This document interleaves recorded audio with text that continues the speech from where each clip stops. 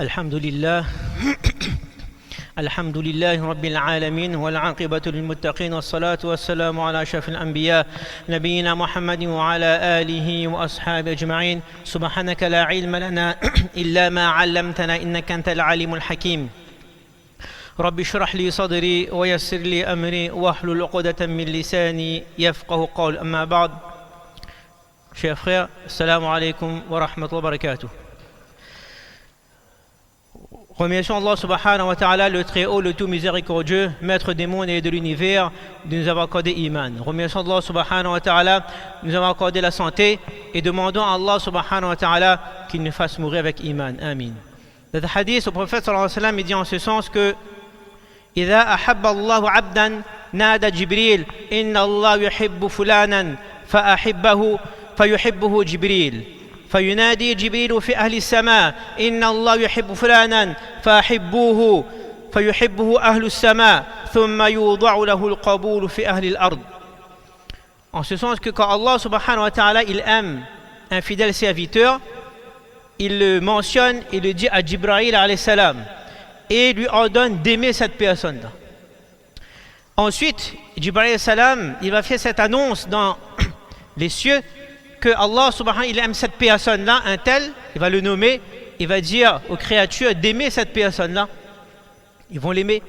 Et ensuite, Allah subhanahu wa ta'ala va le rendre aimable aussi, aimé sur terre. Chers frères, si nous avons acquis l'amour d'Allah subhanahu wa ta'ala, alors on aura tout. On n'aura rien perdu. Par contre, si on est privé de l'amour d'Allah subhanahu wa ta'ala, alors on aura tout perdu. Si Allah subhanahu wa ta'ala est avec nous, qui peut être contre nous? Mais si Allah subhanahu wa ta'ala est contre nous, qui peut être avec nous? L'amour d'Allah subhanahu wa ta'ala, c'est quelque chose d'inestimable. Les résultats, les effets qui résultent de l'amour d'Allah subhanahu wa ta'ala sont innombrables. Par exemple, comme on a vu le hadith, si Allah subhanahu wa ta'ala il aime quelqu'un, il va mettre l'amour pour cette personne, par exemple pour nous, dans le cœur des créatures. Le hadith qu'on a cité au début. Et lorsque les gens vont nous aimer, alors cela va nous procurer du bonheur, du bien-être. Ils vont parler avec nous, avec respect, on sera respecté. Et notre entourage aussi va nous procurer de la joie. Et ça, c'est très important. Être heureux, être content, on est content un moment, mais être heureux, c'est très important. Un frère me disait, il y a quelques jours, il me racontait un petit peu son passé, il me disait que dans sa jeunesse, il était un peu délinquant, il fait un peu n'importe quoi. Sa maman était triste pour lui, il dit, il n'a pas d'avenir. Il n'était pas musulman. Et ensuite, Allah subhanahu wa ta'ala lui a accordé un travail, et sur 10 ans, comme ça, il est devenu très riche. Sa maman était content de lui. Ensuite, il a embrassé l'islam. Quand il a embrassé l'islam, sa maman n'était pas trop d'accord. C'était un peu difficile. Mais bon. Et il a vu que dans son travail, c'était pas comme Allah Ta'ala le veut, il ne pouvait pas arranger. Et il a décidé de quitter son travail et il a pris le chemin d'Allah Subhanahu wa Ta'ala. Et aujourd'hui, cette personne, il n'a plus le même revenu qu'avant, mais il est heureux. Il me dit que sa maman lui téléphone parce que lorsque sa maman est triste, sa maman a besoin d'entendre que son fils est heureux. Il dit, alors mon fils, est-ce que tu es heureux? Il dit oui. Et là, sa maman est contente. On procure de la joie aux autres. Et ça, c'est très important. C'est très important. Deuxièmement, lorsqu'on a l'amour d'Allah subhanahu wa ta'ala, lorsqu'Allah nous aime, Allah nous accorde al-hikmah, la sagesse. وَمَنْ يُؤْتَ الْحِكْمَةَ فَقَدْ أُوتِيَ خَيْرًا كَثِيرًا. Allah subhanahu wa ta'ala يُؤْتَ الْحِكْمَةَ مَنْ يَشَاءُ. Allah subhanahu il donne la sagesse à qui il veut. Et celui à qui la sagesse est donnée, vraiment, khayran kathira, c'est un bien immense qui lui est donné. Al-hikmah, une définition, c'est mettre une chose à sa juste place. C'est-à-dire, faire ce qui doit être fait comme il se doit être fait au bon moment. Exemple dans la vie du prophète sallallahu alayhi wa sallam, lorsqu'il a eu la reconstruction de la Kaaba, les Quraysh n'étaient pas trop d'accord, qui prend la pierre noire, qui y met. Ils ont dit, la première personne qui arrive là, on va lui demander. Le prophète m'est arrivé. Il dit au prophète, il dit, Mohammed, viens, il y a un problème, résoudre. Je dis, pas de problème. J'ai la solution. Quelle solution? Je vais mettre ma cape par terre, vous allez mettre la pierre noire au milieu. Chaque chef de tribu, vous désignez une personne de chaque tribu, vous allez porter ma cape et c'est moi qui vais mettre la pierre noire dans l'ombre. Ça y est, affaire résolue. Dire ce qu'il faut au bon moment. Et ça c'est al-hikmah et c'est ça qu'Allah subhanahu wa ta'ala il accorde. La personne à qui il a été accordé la sagesse, alors il vivra une vie heureuse. La sagesse qu'on a vue, c'est donnée par Allah subhanahu wa ta'ala comme une récompense pour la foi du croyant et pour son maintien sur la bonne voie. Et surtout, c'est un fruit résultant de l'amour d'Allah subhanahu wa ta'ala. On a vu le hikmah, c'est un don inestimable. Et cela ne s'apprend pas dans les livres. Et c'est Allah subhanahu wa ta'ala, il donne à celui qui le mérite, comme cité dans le verset. Et on a vu lorsqu'il aura cette qualité-là, il saura résoudre et régler les litiges, trouver des solutions, dire la bonne parole au bon moment, choisir la bonne décision. Troisièmement, troisième fruit de l'amour d'Allah subhanahu wa ta'ala, la sagesse, on a vu, est accompagnée par un autre bienfait. As-sakina, la tranquillité. La tranquillité est un sentiment de satisfaction, de bonheur, de la confiance en soi, de clairvoyance. Et cette tranquillité va nous rendre heureux aussi, même si nous perdons toutes choses. Lorsqu'on a la sakina dans nos cœurs, on a tout. Parfois, peut-être vous avez vu, il y a des personnes qui ont perdu tout. Ils ont perdu, soit ils perdent un proche, soit ils perdent un enfant, soit ils perdent tous leurs biens, soit ils font la hijra, etc. Et on lui demande, ça va? Oui, ça va. Mais tu as tout perdu? Ben oui, mais j'ai Allah Ta'ala dans mon cœur. J'ai Allah, c'est Allah Ta'ala qui donne, c'est Allah Ta'ala qui prend. J'ai la tranquillité dans mon cœur. Allah Ta'ala m'a donné, j'ai utilisé, Allah Ta'ala a repris, alhamdulillah. Lorsqu'on a la sakina dans notre cœur, alors cela nous rend heureux. Par contre, si on perd cette tranquillité, alors on sera malheureux. On peut avoir la richesse, la santé, la beauté, la force, l'intelligence, mais sans hikmah, sans tranquillité, cela devient difficile, pas en cause qu'on ne sera jamais satisfait, on voudra toujours plus. Ibrahim alayhi salam, il était tranquille où? Au quel moment? Lorsqu'il était dans le feu. Prophète sallallahu alayhi wa sallam dans la grotte, il dit à Abu Bakr, il dit comme ça, si Bané, regarde en bas, nous les morts. Prophète sallallahu alayhi wa sallam, il dit tranquille, Allah Ta'ala est avec nous. La tranquillité dans le cœur. Même lors de la hijra, Abu Bakr, il regarde à droite, à gauche, le prophète dit que ça vous fait. Il dit non, mais monsieur avait dit non, Allah Ta'ala est avec nous. On a tranquillité dans notre cœur. L'amour d'Allah subhanahu wa ta'ala, c'est quelque chose d'extraordinaire. Car le créateur des cieux et de la terre nous aime. Celui qui détient entre ses mains notre santé, notre famille, notre situation, nos enfants, notre travail, nos revenus, notre commerce, notre subsistance, notre vie, notre mort. C'est la raison pour laquelle il faut qu'on connaisse Allah subhanahu wa ta'ala par ses noms et ses attributs. Quatrième fruit de l'amour d'Allah subhanahu wa ta'ala, c'est la satisfaction, ar-rida. Que nous soyons satisfaits de notre être, de notre position, de notre revenu, de notre famille. Et la satisfaction, c'est aussi une des raisons qui conduit au bonheur. Lorsqu'on est toujours satisfait de ce qu'Allah nous a donné, on n'a pas à se plaindre. Et ça nous procure du bonheur parce qu'à chaque fois qu'on se plaint, mais on ne regarde pas qu'est-ce qu'on a. Donc on est toujours en train de réfléchir alors que faut être, c'est-à-dire dans une action, avant l'action il y a al-ihsan, c'est-à-dire la perfection dans l'action. On fait cette action comme Allah Ta'ala le veut. Ensuite, on a tawakkul, on a certitude qu'Allah subhanahu wa ta'ala va accepter cette action-là. Après, il y a le résultat. Le résultat, c'est Allah Ta'ala qui décide. Et on est satisfait du résultat. Donc pour nous, c'est un devoir pour nous d'aimer Allah subhanahu wa ta'ala, de l'adorer. Mais lorsqu'Allah subhanahu wa ta'ala nous mentionne auprès des créatures des cieux et de la terre qu'il nous aime, quand Allah Ta'ala il dit j'aime telle personne, alors il va nous accorder ar-rida, son agrément, as-sakina, la tranquillité, al-hikma, la sagesse. Et cinquième point, la sécurité, al-amn. La sûreté et la sécurité, ce sont deux choses qui sont inestimables aujourd'hui. Car on peut être sauvé de beaucoup de milliers de calamités, mais on peut toujours être effrayé. On peut toujours avoir peur de quelque chose. L'inquiétude, al-qalaq, dans le monde, sont causées par notre éloignement d'Allah subhanahu wa ta'ala. On s'éloigne de la salah, on s'éloigne de la masjid, on s'éloigne des dourous qui sont faits, on s'éloigne des gens qui parlent d'Allah subhanahu wa ta'ala, on ne lit plus le Coran. Notre relation avec la famille aussi, c'est difficile. On s'éloigne de toute chose qui peut nous rapprocher d'Allah subhanahu wa ta'ala.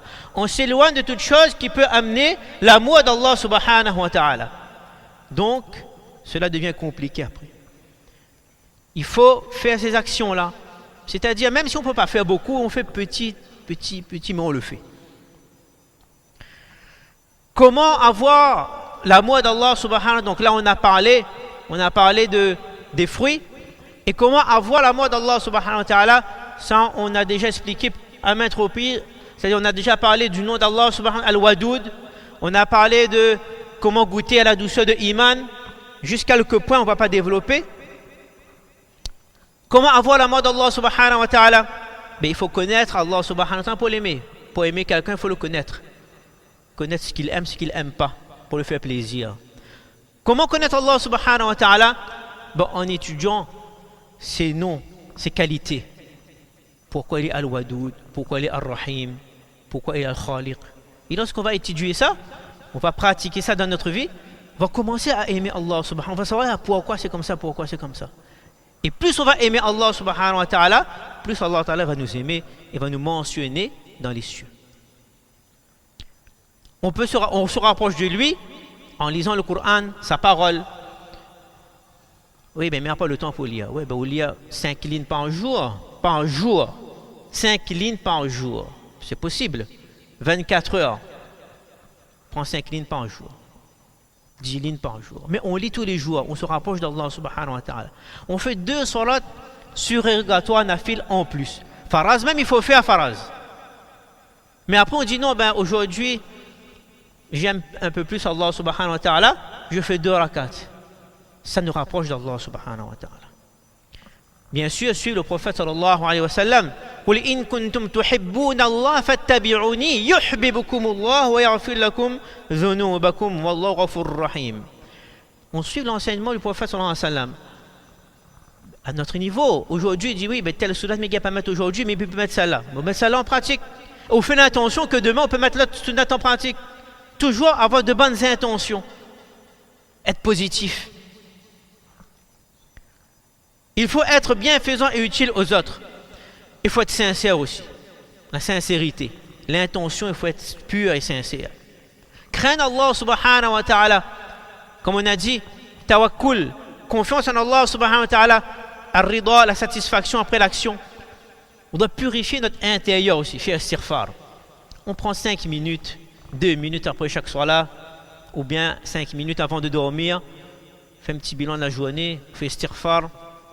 Ah, aujourd'hui, je n'ai pas pu lire le Coran. Fait istighfar. Ou lire tout de suite par aucune sourate. On a lu le Coran.